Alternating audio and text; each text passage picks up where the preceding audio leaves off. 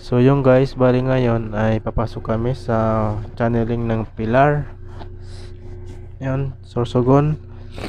Yun, bali ano to guys yan, bago kami makarating doon sa Pilar Port, dito muna kami guys ang dadaan sa may labasan yan.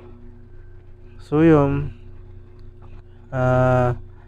bali pinasforward ko na siya kasi yung takbo namin ay mabagal. Kung hindi ko yan ipapass forward ay makaabutin niya ng sobra kalahating oras.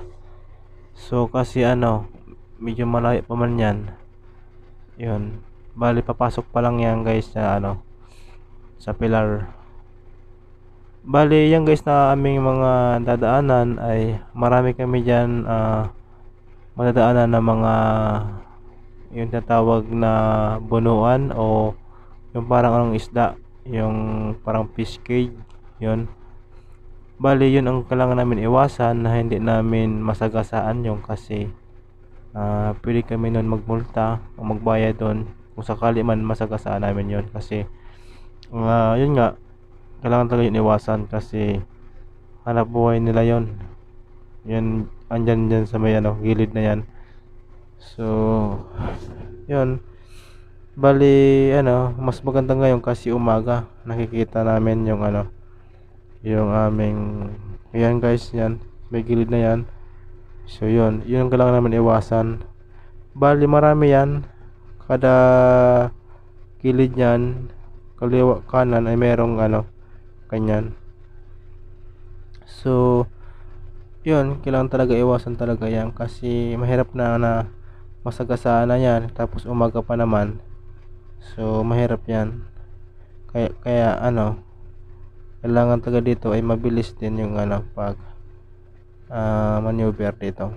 Kasi yun, pag hindi yan na igitna yung barko, pwede naman yan masagi yung tatawag na bunuan.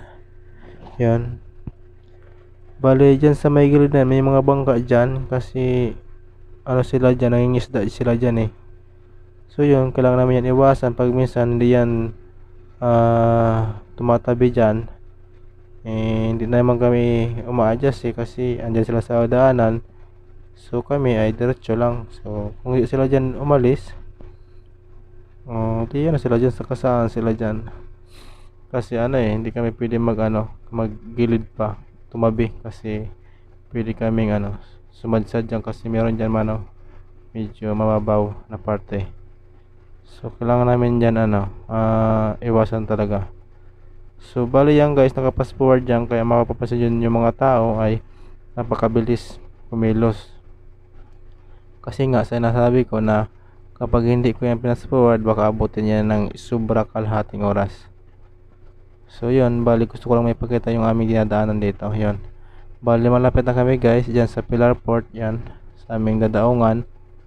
So ilang ilang segundo na lang ay nadaong na kami. Yun, yan pala guys yung aming nadaungan. Yan, malapit na. So yun, bali kailangan dodrotso lang yan kasi high tide eh. So kailangan diretso lang yung aming pagdaong na hindi na yung masyadong liliko-liko pa masyado kasi high tide naman yan. So okay naman yan, mataas naman yung tubig.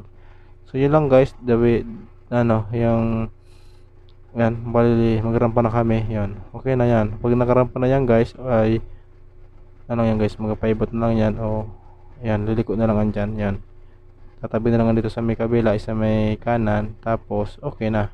So yun lang guys, salamat.